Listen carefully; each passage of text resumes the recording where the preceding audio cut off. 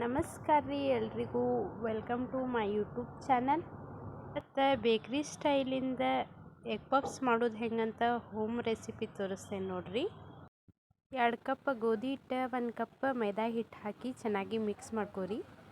ಸ್ವಲ್ಪ ನೀರು ಹಾಕಿ ಕಲಿಸ್ಕೋಬೇಕು. ಚಪಾತಿ ಮಾಡೋ ಹದಕ್ಕೆ ಹಿಟ್ಟಾದ್ರೆ ಸಾಕು. ಒಂದು ಬೌಲಿಗೆ ಗೋಧಿ ಹಿಟ್ಟು ಮತ್ತು ಎಣ್ಣೆ ಹಾಕಿ ಚೆನ್ನಾಗಿ ಮಿಕ್ಸ್ ಮಾಡ್ಕೊರಿ. ಈ ಥರ ಇರಬೇಕು. ಇದು ಸ್ಟಫಿಂಗಿಗಾಗಿ.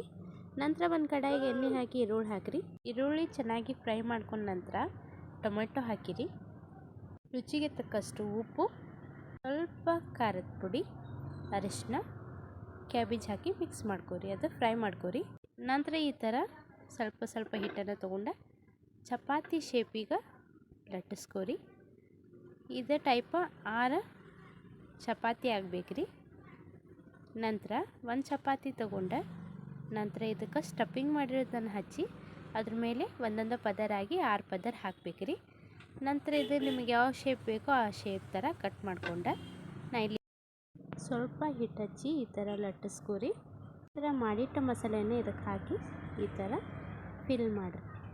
ಇದಕ್ಕೆಲ್ಲ ಸ್ಟಫಿಂಗ್ ಮಾಡಿ ನಂತರ ಈ ಥರ ಎಲ್ಲ ಫಿಲ್ ಮಾಡಿ ಎಣ್ಣೆ ಒಳಗೆ ಫ್ರೈ ಮಾಡಿರಿ. ನೋಡಿರಿ, ಈ ಥರ ಎಗ್ ಪಫ್ಸ್ ಆಗೈತಿ.